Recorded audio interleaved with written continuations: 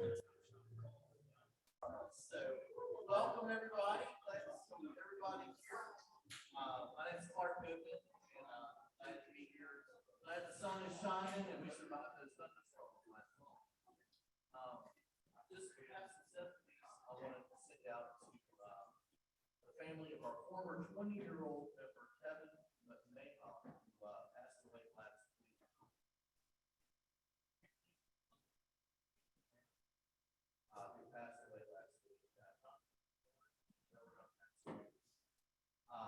Our invocation today is going to be Jason Taylor.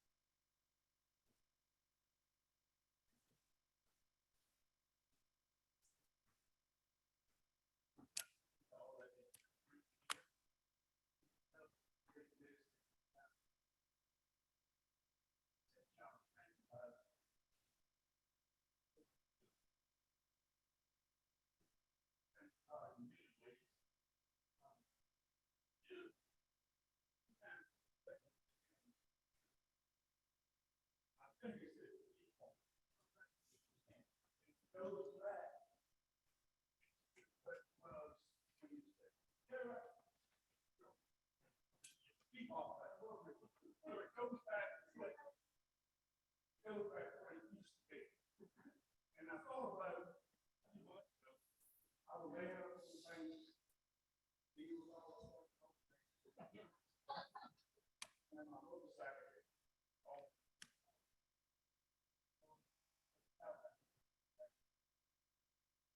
So all of us have some things. So why don't we all think about it? Something to be like that.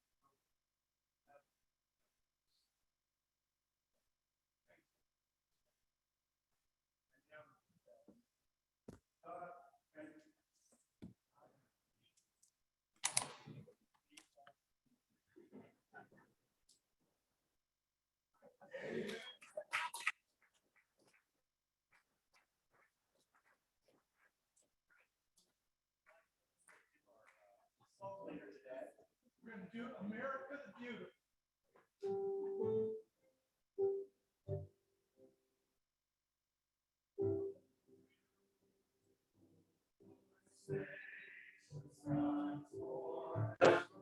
Waves of rain,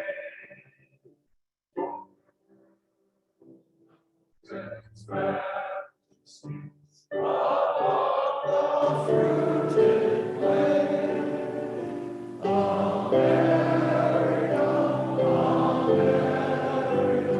God shed His grace on me, and crown my good with brotherhood, from sea to shining sea. Thank you, Judy. Thank you, Mike. Joyce is going to lead us in the Pledge of Allegiance. Please join me with the pledge. I pledge allegiance to the flag of the United States of America and to the republic for which it stands, one nation, God, indivisible, with liberty and justice for all. Thank you. You may be seated. Our introduction of guests today is a new member, Ryan LaFountain.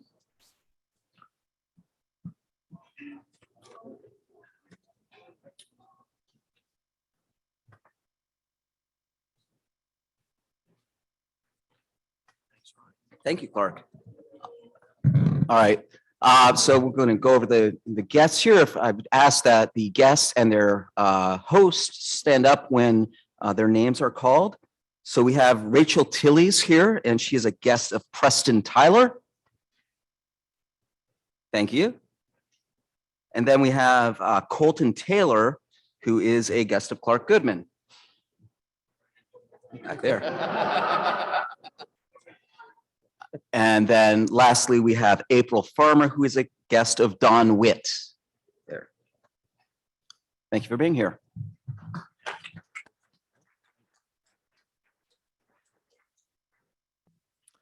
All right. Always nice to have guests come to the club. Thank you for being here. We have got an exciting, our favorite part. We have induction of new members. So I'm going to invite past President Don Wilson to come up and induct our new members today. Thank you, President Clark. Yes, it is always great to have guests come because that's one of the nicest things we can do as Kiwanians is to invite a friend, a coworker, a neighbor, or even a stranger on the street to come join us at a Kiwanis meeting. The next best thing, and this is what we call sharing the K, is to ask that guest of yours to become a member of this Kiwanis Club, sharing the K. Today, we're thankful to Stephanie Moon Reynolds, who's invited Milton Hardy to join us, and Sam Lineberger Jr. and Sam Lineberger III to invite their son and brother, Greg Lineberger, to join us. So if y'all would come forward, please. Preston Tyler standing in for Stephanie Moon Reynolds today.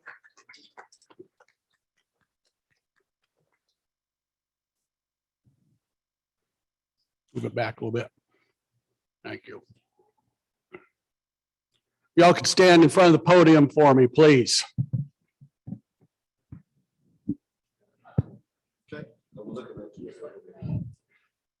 Preston, it wasn't too long ago that you were up here being inducted as a new member, and I think Preston's working on his perfect attendance because every week that I've been here, Preston's been here.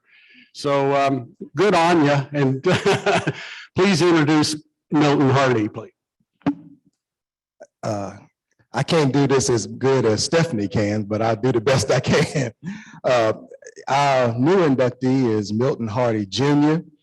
He is the oldest of three. He is a father of three, two boys and a girl. He is a preacher. He is a musician. He is a songwriter. He is he does all that.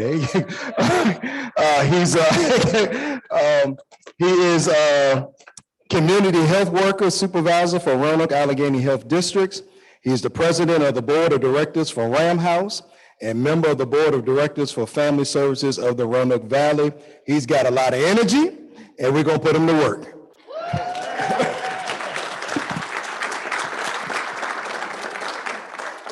All right, now I don't know who's going to introduce Greg. It might be both of y'all, but I'll start with Sam III. Thank you. That's gonna be a tough act to follow, brother. This is my brother Greg. Greg's the youngest of four sons for Sam and Randy Lineberger. I was lucky enough to be the first and the best. He's a graduate of Case Spring High School and then Roanoke College after that. He's got a son who's a rising junior in high school and a daughter who's headed to her second year at UVA.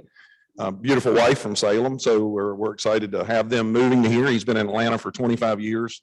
In the financial world and finally saw the light and came to Roanoke. So we're glad to have him here. Glad to be. You want to say anything? Well, this is a wonderful week for our family, for Greg to come up from Atlanta. He's going to be living in Roanoke and here. And nothing could make Randy and I any prouder than Greg saying, Dad, I sure look forward to being in Kiwanis. Thank you. All right, gentlemen, if you turn and face me, please. Milton, Greg, you've indicated a desire to join the Kiwanis Club. We're glad to have you. Your sponsor's given you some idea of what's expected of a Kiwanian as we want you to get involved in our projects. That's the way you really grow and help us in our community. But as Steve McGraw says, if all you do is pay your dues, you're still a good Kiwanian. I've got for you a little something that's going to help you as we do these projects. It's a pair of work gloves. All right, there you go. Now, they're symbolic of a few things that's important to the Kiwanis Club. When you put your hand in the gloves and you put your little finger in, I want you to think about the big things that we do for the less fortunate through our scholarship, through our Meals on Wheels and all of our projects.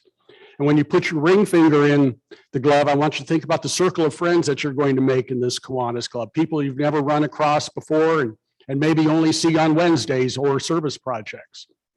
With your middle finger, it stands above the others on your hand, just as this club stands above other service organizations in the valley. We're glad that you joined the Kiwanis Club of Roanoke. Our index finger points the way to a better community through our service projects. And when we finish picking up litter on the street or whatever we do, we give a thumbs up just to indicate a job well done. So we're looking forward to having you put those work gloves on and helping us with service projects. Now, as a way of symbolizing your membership in the Kiwanis Club, another way, I have for you each a bag. Are these They're personalized? And if they're personalized wrong, they can trade. Let's see. And Greg Lionberger. Okay, that's yours. Greg. Milton, that's your bag. It contains your new member badge, a directory of our membership, and some other things that you'll find of interest. Also included in your bag is a list of things that you need to do to turn your gold new member badge into a permanent member badge, and also some information about our 501c3 foundation that we hope that you'll consider supporting. Let's all in this room please stand and welcome Milton Hardy and Greg Lionberger to the Kiwanis Club of Roanoke.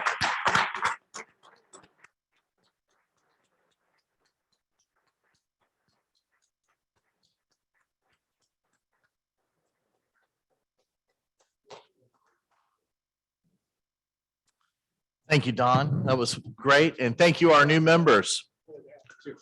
Looking forward to having some fun. Absolutely. I want to invite Don Wilson up to have he has some comments. I mean, Don Witt. Yeah, come on up, Don. My apologies. Good afternoon. I'm Don Witt. I'm Lieutenant Governor for Division 15. And as Lieutenant Governor, it's my responsibility to encourage all the 9 clubs in our division. You probably have not heard much from me at this club as far as Lieutenant Governor, maybe some other reasons you haven't seen me. But anyway, there is a reason for that. And the reason is that Roanoke Club really needs very little encouragement. With the strong leadership we have here and the strong committee chairs and strong committees that we have, and we have a strong plan for the future of our club. So you make my job easy. I don't have to encourage you too much because you're just doing a great job. Roanoke is a premier club in the district. It is the second most populated membership in the club behind Richmond, and we're going to catch them yet, although they have 154 and we have 146, something like that. Anyway, but we also are a pretty large club in the entire international entire world. So congratulations for all the good things that you do, and I thank you for all the work you've done for this community. Now, I have one more thing to say, and that is that I'm retiring at the end of September, and we have a new Lieutenant Governor to join us, and that's April Farmer, who will be joining us. And please welcome her as you have welcomed me. You want to say anything?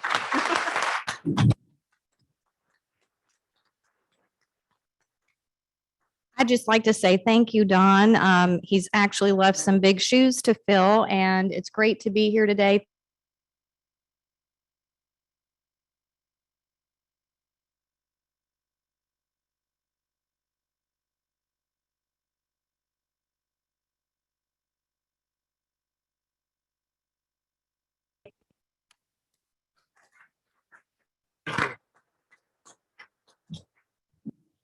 We do have some announcements, and I've asked that we try to be quick with our announcements because I would like to get some brag bucks in today.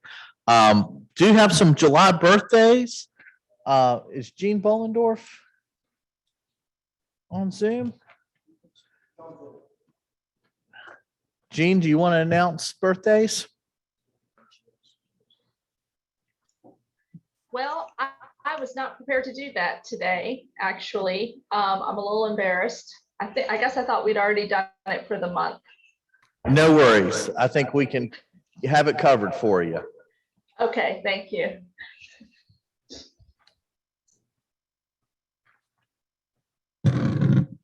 I'm not Gene Bollendorf. I'm John Montgomery. And Gene and I have had several exchanges about a lot of things. And I apologize, Gene, if I put you on the spot there. I do have the copy of the birthdays of July.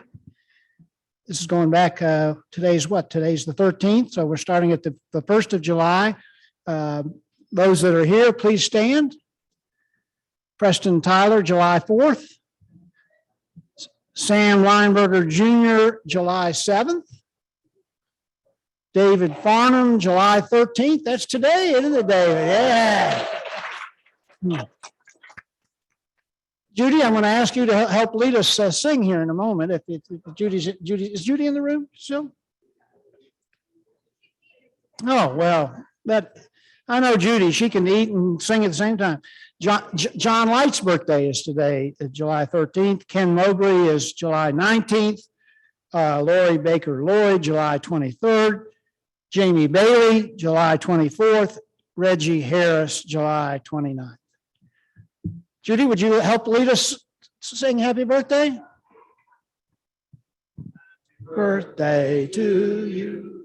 Happy birthday to you. Happy birthday, dear Kiwanians. Happy birthday to you. Thank you, everybody.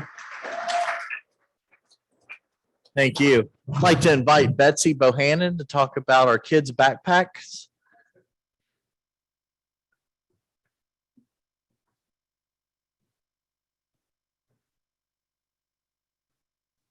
Okay, guys, you've already heard that you're the most wonderful Kiwanians. So I'm still looking for some people who are going to donate for the backpacks. We need 110. My secretary put down that we needed 80, but I decided not to fire him. I gave him a second chance. So we need 110. Which secretary you're talking about? My husband. So anyway, we still need money.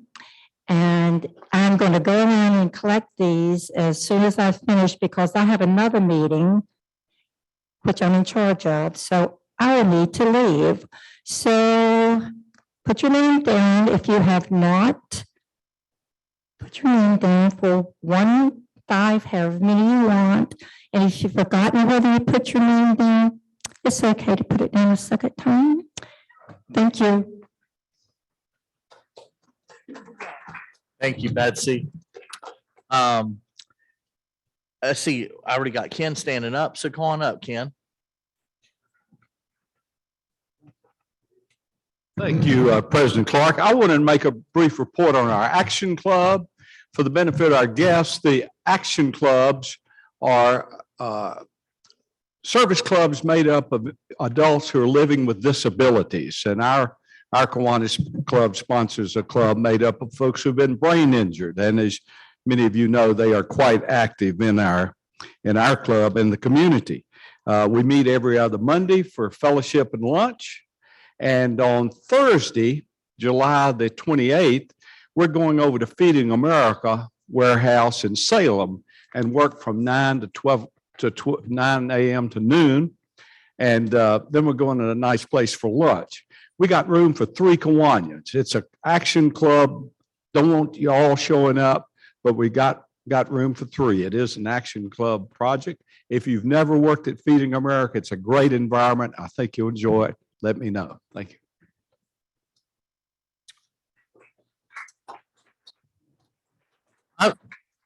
I believe Sherry Hartman's still on vacation, so I'm going to ask Mike Obrachta to give us the environmental committee updates and the updates on the nature park activities. And I believe Mike's on Zoom. Thank you, President Clark. I'd be delighted to do both. In terms of the nature park, The three co-leaders of that project, Sherry Hartman, Rube Cutler, and Don Witt, have been busy as can be organizing volunteers from the community and from our club. And they have a couple more volunteer opportunities they need our club to participate in. And I'll just point out the fact that you can find those opportunities where? That's right, on our website. Good for you for looking there. More immediate, I'm coming to you from Scotland. I want you to know that Scotland is the birthplace of John Muir. You know, the guy responsible for the first national park in the United States. That's John Muir.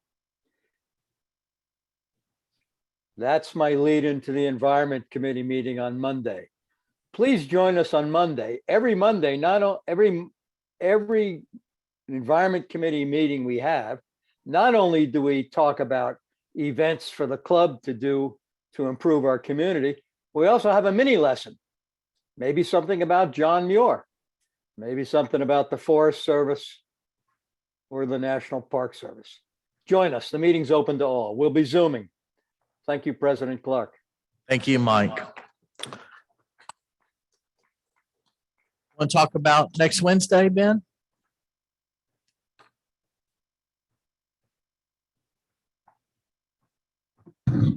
Very quickly, just a reminder, next Wednesday, there is no meeting here. So if you show up for lunch, be sure and pack a bag or something. Instead, we're having our inner club out at Carvin's Cove in the shelter out there, just a social evening. The cost is $20. Bring your family. It should be a nice time. It's just a social evening. So bring your wife, your kids, your girlfriends, your boyfriends. As long as each other doesn't find out, it should be okay. Thank you all very much. And just to remind everybody, Amy Carter is going to do her famous Low Country boil for us that night. So it's going to be delicious. Ducky Derby. Joyce and High, you want to talk about Ducky Derby? I didn't mean to make you jump.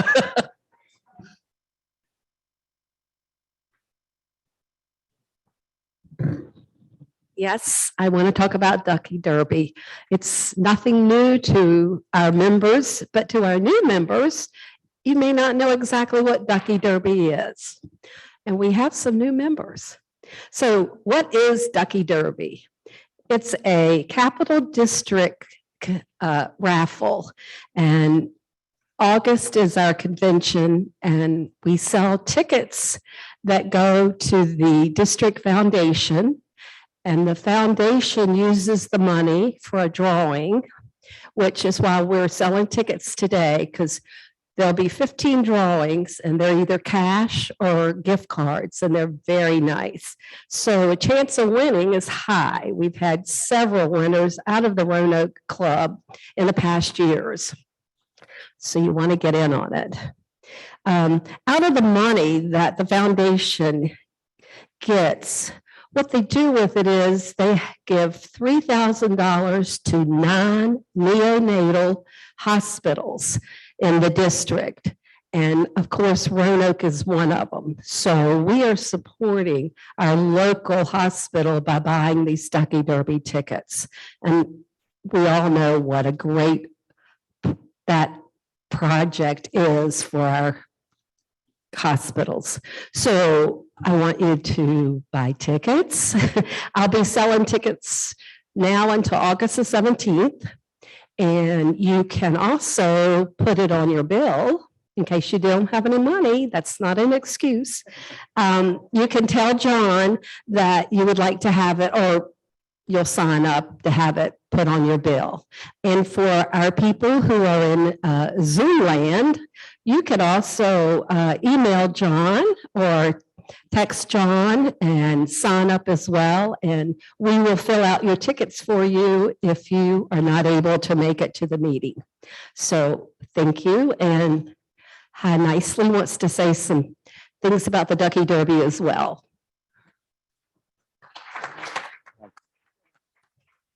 Just an update, instead of 9 hospitals, we now have 11. And this year's budget for those hospitals, as indicated, is $3,000 per hospital. All the money collected from Ducky Derby, every penny goes into supporting our neonatal hospitals. They really appreciate what Kiwanis does for them. In addition, we have a project, Caring Corner, that at the district convention, every club donates a basket full of goodies from their location. And in that basket can be beer from a brewery, wine from a winery, cookies, cakes, anything that you can put together to donate. And we will get it to the convention one way or the other, won't we? Now, this guy, he bids on all those when he's at the convention. The last time we went, my club put together a basket that weighed 78 pounds. I know, I took it. He won it, plus two more. He won 3 baskets out of 56. Just living right. Anyway, make sure your club gets someone in charge of the basket procurement and get it together. And if you need it delivered, either Don Witt or me or John will make sure that it gets there. Thank you.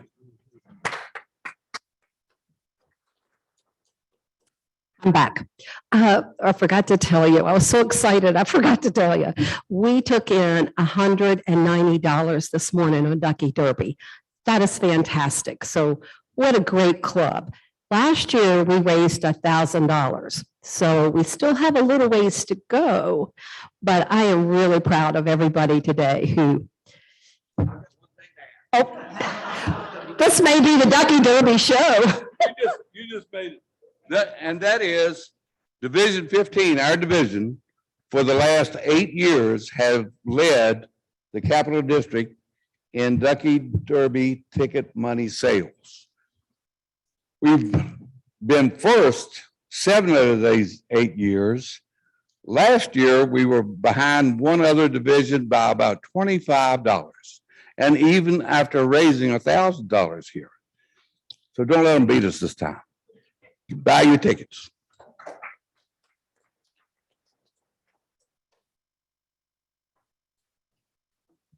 So Mike McAvoy, and I'm not here to talk about Ducky Derby, but I am here to talk about First Fridays. It's this Friday down at, they close off Franklin Street between Jefferson and Williamson Road. If you've already signed up to volunteer, I appreciate it. Thank you. And you got an email from me this morning with some last minute details. We're going to wear our blue Kiwanis work shirts for that and be there about 4:30. They do a ABC briefing at 4:50, kind of required since they're serving alcohol there. If you bring a volunteer along with you, they have to be over 21 or over. So looking forward to seeing everybody on Friday night, and parking will be a little bit of a premium because there's actually 2 concerts going on downtown Friday night, one where we're at and also one at Elmwood Park. So don't go to Elmwood Park, go to the concert on Franklin Road. Thank you. Thank you. Yes. This is a matter of historical interest, since we're talking about the Ducky Derby so much. The reason it's called the Ducky Derby is because when they first started it, you actually signed up for a duck with a number on it, put it in a creek, and it went down a certain distance, and whoever got the first across the line Was the winner? was the winner. As you can imagine, that was rather difficult to manage, unpredictable, and also environmentally questionable. They didn't change the name. Thank you, Lee.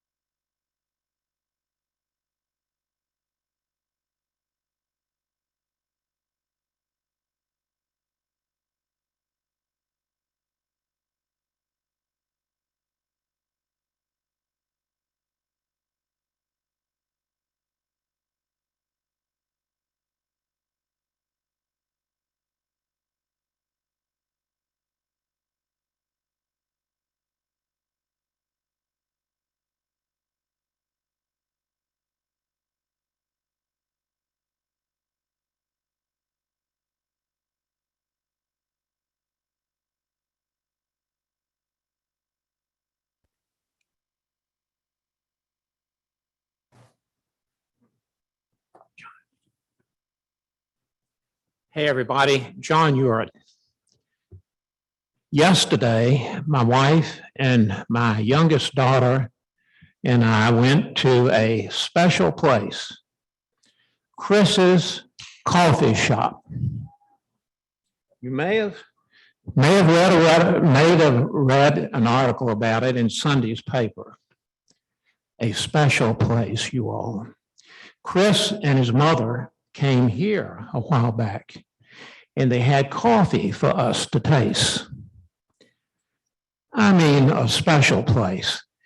Good sandwiches, good custard, chocolate and vanilla with all kinds of toppings. How about peanut butter, creamy peanut butter topping? But anyway, you all, in addition to this nice place, it's right off of Riverland Road on 9th Street. Chris's Coffee Shop, and they do a whole lot of good. They hire youngsters with disabilities, and they train them and work with them, and they get them into the workforce if possible. But just a real special place. I recommend it. You need to go.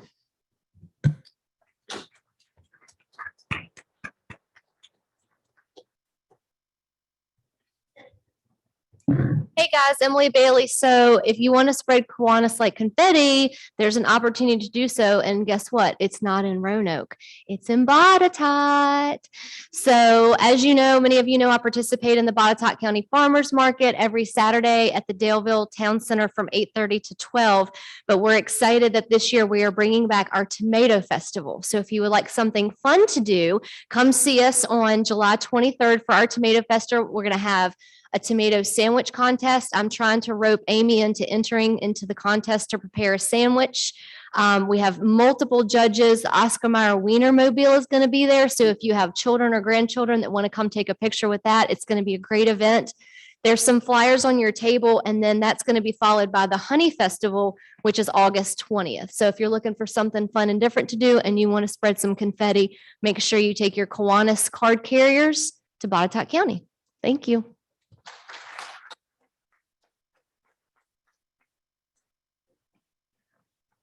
This is a $5 brag, John. And the brag was paid for by Steve McGraw. But I'm gonna do a little ahead in here. Welcome our new members today, Greg and Milton. And Greg, just in case, I know you're coming here from Atlanta. If you need a good realtor, some of these folks here can tell you where you can go. Footnote there, don't charge me for that one now. Anyway, yesterday morning, Don Witt might need to pay this back to Steve. You all know about the big garden we have, Kiwanis, what do you call it, flower garden? Pollinator. I went over yesterday, it's my week to take care of the garden. I goes over yesterday to spray the stinky deer spray to keep the deers out and water the garden. Well, I went over the night before, I couldn't get the lock open. I called Steve. Steve called Don. Don gave me the code again. I put the code in yesterday morning. I couldn't get the lock open. So I goes out, buys a 2-gallon jug of this very bad smelling deer spray. I hit my wife's car because my car was in the shop. On the way to spray the garden, the spray turned over, spilled in the back floorboard of her Lincoln. I am crying for mercy.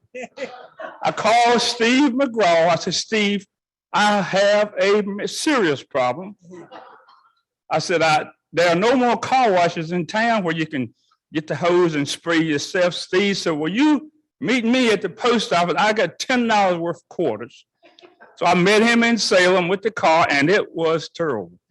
So I took the $10 worth of quarters and I went to the car wash. Then I went and took it to a service who details cars. He did all he could to get the smell out. Meantime, Steve gave me a handful of towels he had in his car. I took the towels and I tried to scrub the floor, and it was terrible. So anyway, make a long story short, I'm not telling Larice that I spilled it in her car. I get home, put the car in the garage, and she comes out later to go somewhere. what is that terrible smell in my car? And where did you get these towels? So it was the towels that I left in the car that gave me away. But Steve Madraw tried to save the day the best he could. Thank you, Steve.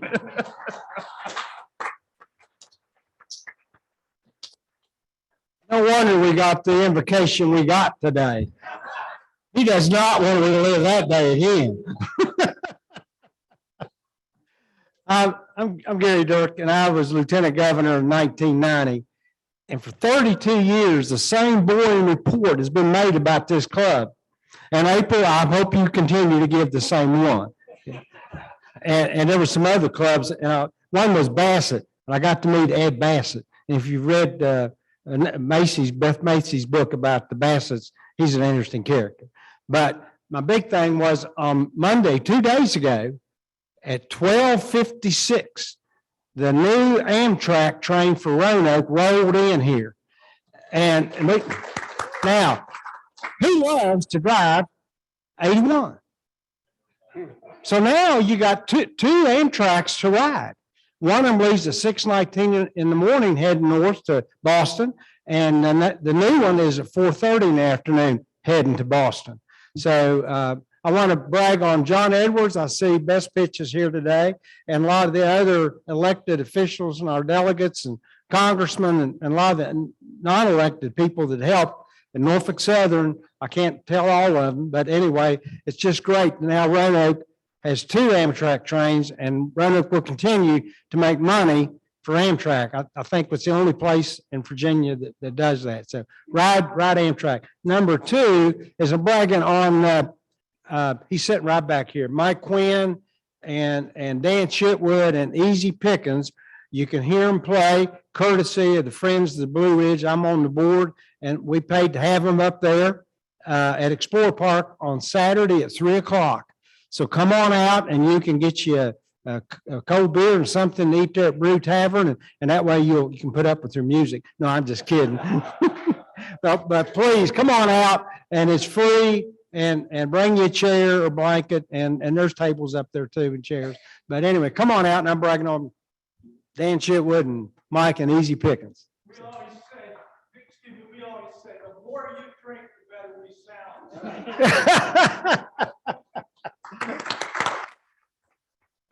Thank you.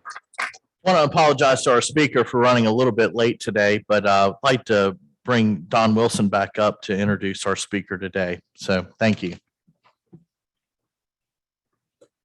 Thank you, President Clark. It's my privilege to introduce our speaker today for David Bowers, who's at the beach. He's not in Dan Casey's backyard, though, as you read in the paper Sunday. Jeffrey Sauer is the director and pipe instructor at the Appalachian Piping Academy. It's a school of Celtic arts offering courses in Highland piping and drumming. He began his career under the tutelage of a retired NYPD piper and supported his own music career as a stage carpenter for local theaters across the country. He came to the area to study with Burt Mitchell, who some of you may and may not know, but he is a North America champion piper, and he's responsible for the program at VMI. Today, Jeffrey is going to speak to the value and struggle of an artist in a world that judges value based on monetary gain, as opposed to the growth and beautification of compassionate humanity. His greatest desire is to continue the growth of the piping art until his dying day. And at that time, I dare say, someone will play the bagpipes at his funeral. It's my privilege to welcome Jeffrey Sauer.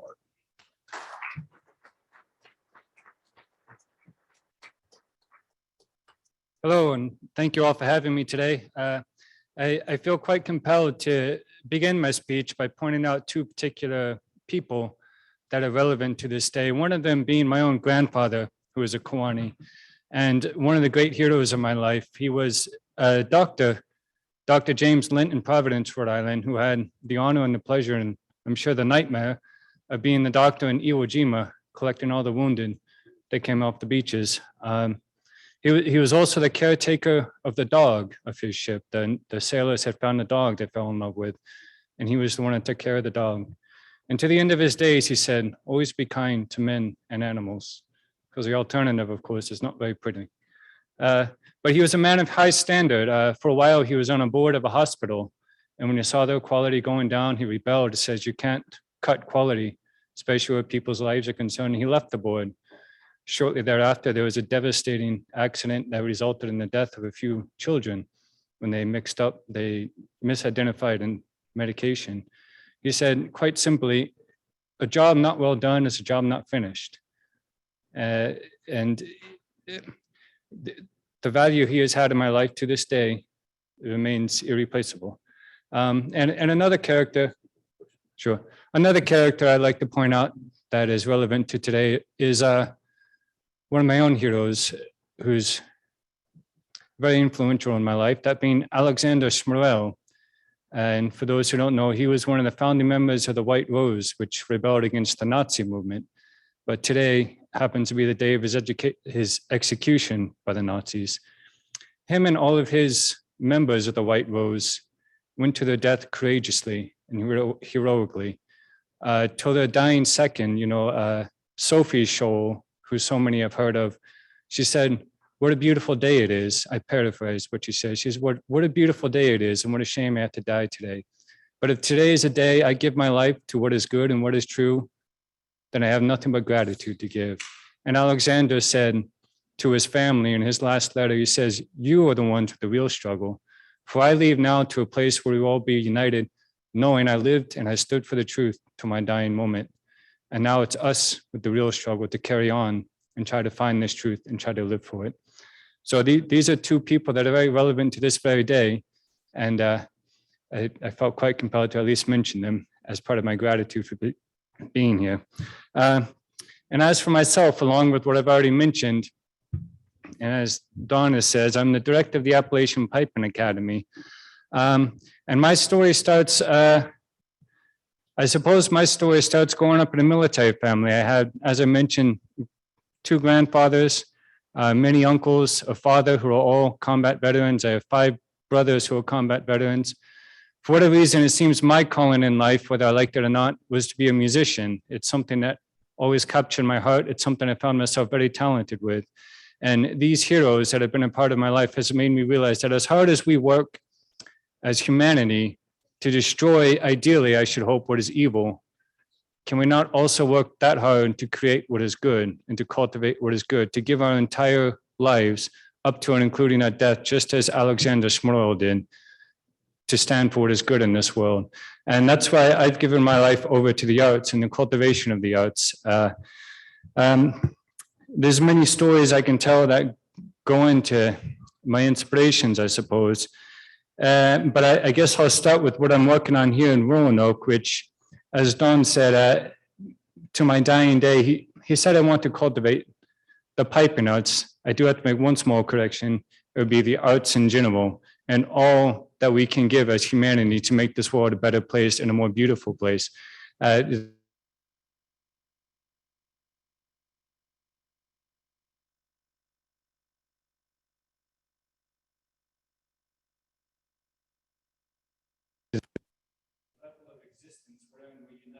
Force they didn't really understand, but they would have identified it as love.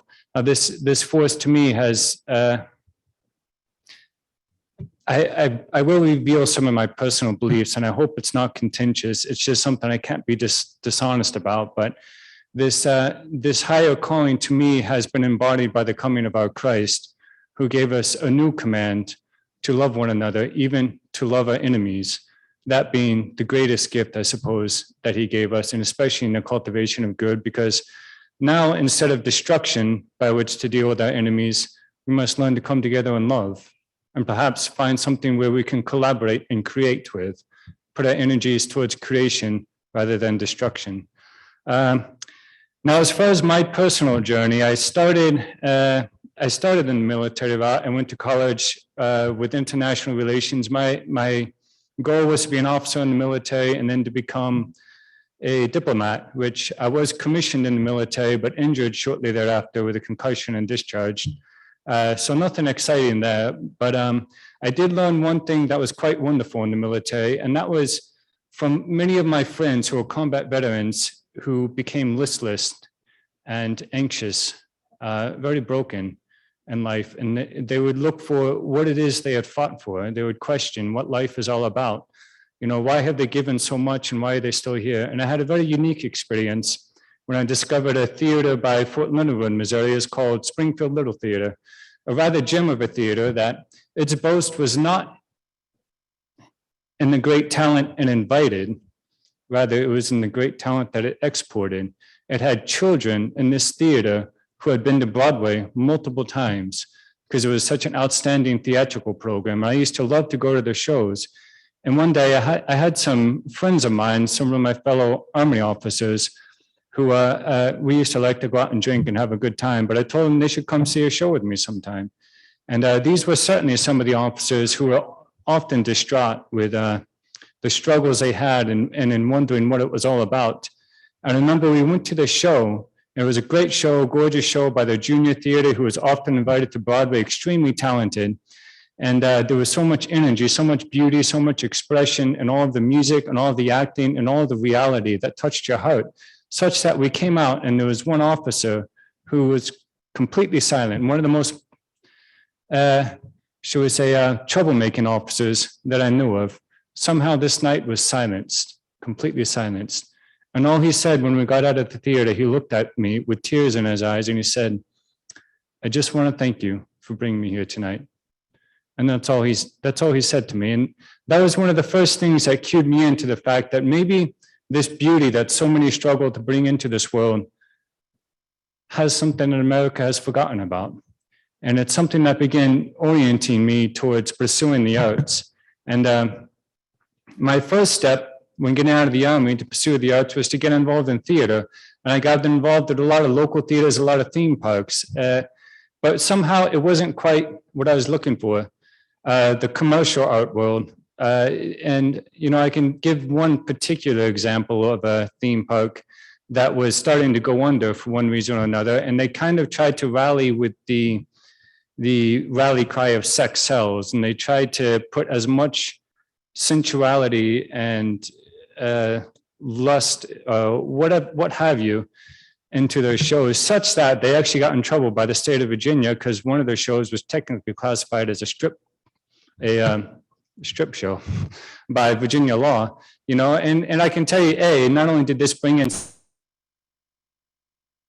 security that had all sorts of random injuries from people getting drunk and being fools, and you know, so there was that aspect of the business, and it didn't do good for the business. They continue to go down. But more importantly to me, the way this destroyed the artist, the way the dancers began to resort to alcohol and drugs, the way they became mean and bitter and angry, the way it destroyed humanity entirely is what I was able to observe. And I realized somehow, in spite of the beauty I had once seen at Springfield Little Theater, this was just not it.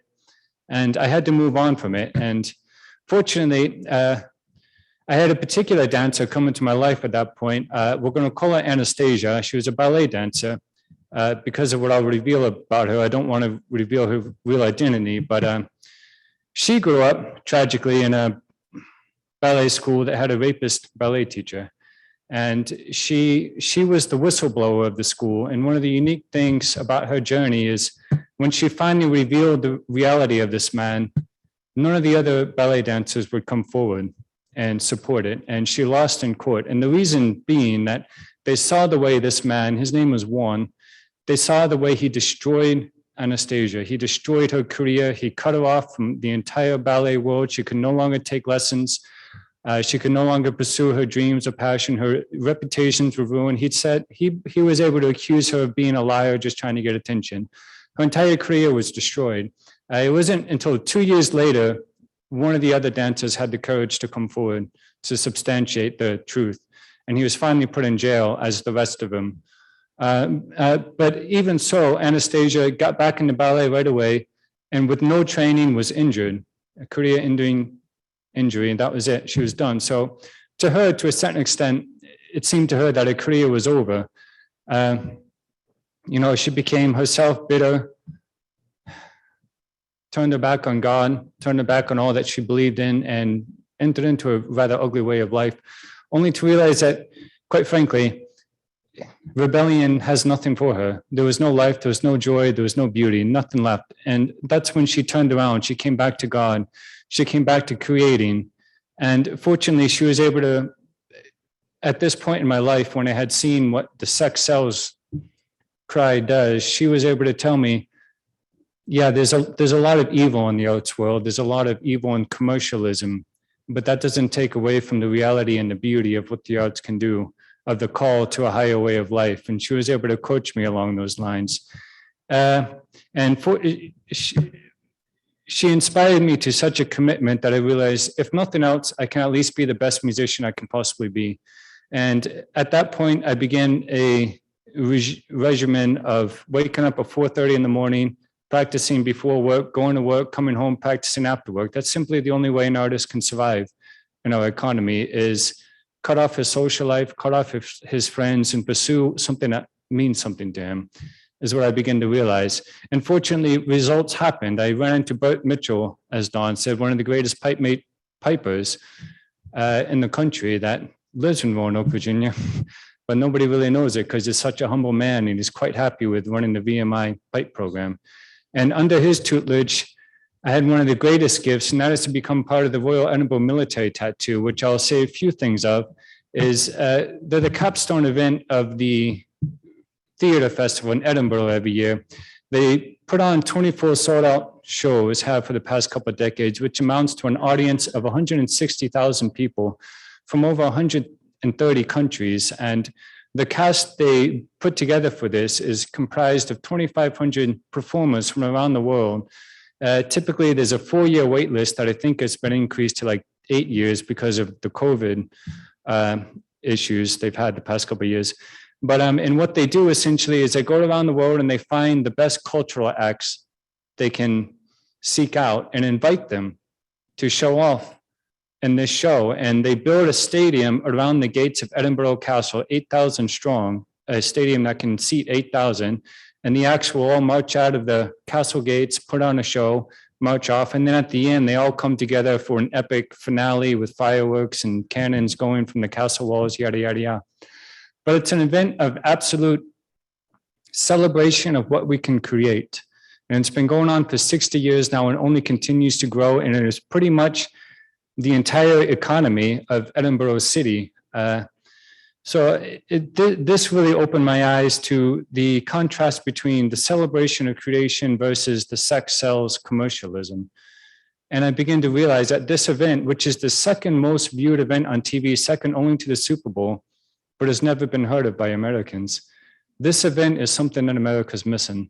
America's missing the understanding of beauty and what it has to offer in every way: culture, lifestyle, the way it affects streets even. You know, over there we have people up and down the streets playing music, doing acts, selling their creations and making a living off of it. I met a man from Kentucky, interestingly enough, in Edinburgh, who does one show a day there, supports a family and owns a house. You know, so it's a culture that supports the arts. Well, contrarily, maybe the arts support the culture in such a way that, in such a way, it's hard to describe. If you can go there, though, you'll realize that the value there is still on when can I next have a wonderful moment with my family and friends and share music and dance with them. And still they work so that they can have enough time and money to spend with their loved ones. You know, it's not the other way around. So anyhow, it has been my effort to cultivate these arts here. The school I'm running now, it's the Appalachian Piping Academy. It's really just a few students of mine. I teach by donation. I don't intend to turn anybody away on account of finances.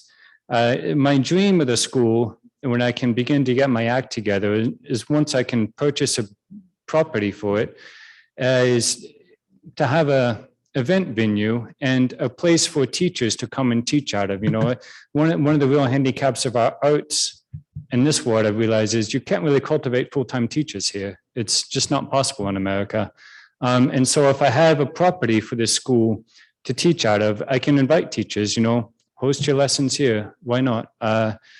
Begin to grow your own arts. And hopefully one day I've got a friend in town who's also a Scottish dancer that danced with me in Edinburgh. One day, if we can get nightly dances started where people can come to meet each other over music and dancing. The reality is, my friends and I talk about this often. If you want to have a good time in Roanoke that doesn't involve sex, drugs, and alcohol, I don't know what to do. We have this conversation often, and that's something I would love to be able to change and affect by this. Give them something. Well, in fact, I'll mention there's a book out there called Our Thoughts Determine Our Lives. And the author of it is a fellow that grew up in pre-World War I Yugoslavia. And he says, before World War I forced industrial upon us, he said his life in Yugoslavia was to wake up in the morning and do the farm chores. And as people finished the chores, they brought the lunches out to the village green and then in their instruments, and they danced until the end of the night, until about 10 p.m. And then you were exhausted and you went to bed and you did it again. He said that was every day of your life. And unfortunately, I think a lot of people don't realize that when World War I happened, unfortunately, that forced industrialization on us for the sake of survival. It was a matter of whoever came out with the most poison gas and the most weapons would win the war. And that was accelerated in World War II. And we've never really recovered from that. We continue to be a society of, if we can at least threaten to destroy our neighbor, he won't bother us. And that's bled down even to the grassroots of our society. And one of the reasons I think it's infiltrated so hard is we don't have an alternative. We don't have something else to come together and build. We don't have creativity. We don't have beauty. So that's, I guess, in sum, with the time that I have, that's my efforts here with the Appalachian Piping Academy. Now I've got 5 minutes. David had asked that I play the pipes for you guys as well. So let me grab those out. Now I do want to say about the selection of tunes I'm going to play for you. They're about the most American tunes you'll ever hear, which I love about them because not everybody knows America can produce beauty. The first one is called Going Home, which is a Dvorak piece that he wrote after touring the Americans and hearing Native American music. And this little piece is commemorating Native American music, which I don't reckon it gets more American. Then it's a piece called Appalachian Springs by Aaron Copland, an American composer, which is about the very mountains we live in. A lot of people, you might have heard this tune before because so many people use it for other things. And then I'll play Hard Time Comes Again No More, a wonderful Appalachian tune. And Down to the River Pray, one of my favorite gospel tunes, all American tunes. So I hope you enjoy them.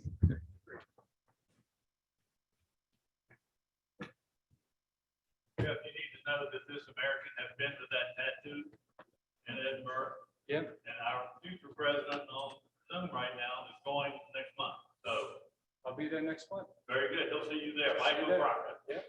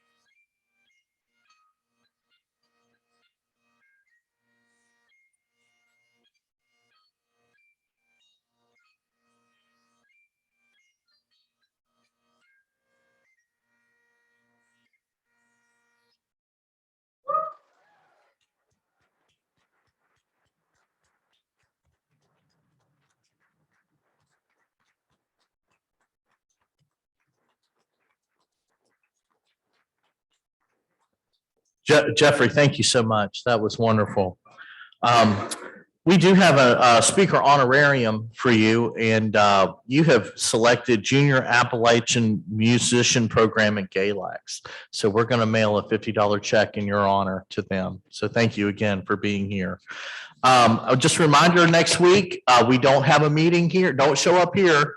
Show up at Carvin's Cove for dinner next week. So for our inner club. And on that, we are adjourned. Thank you.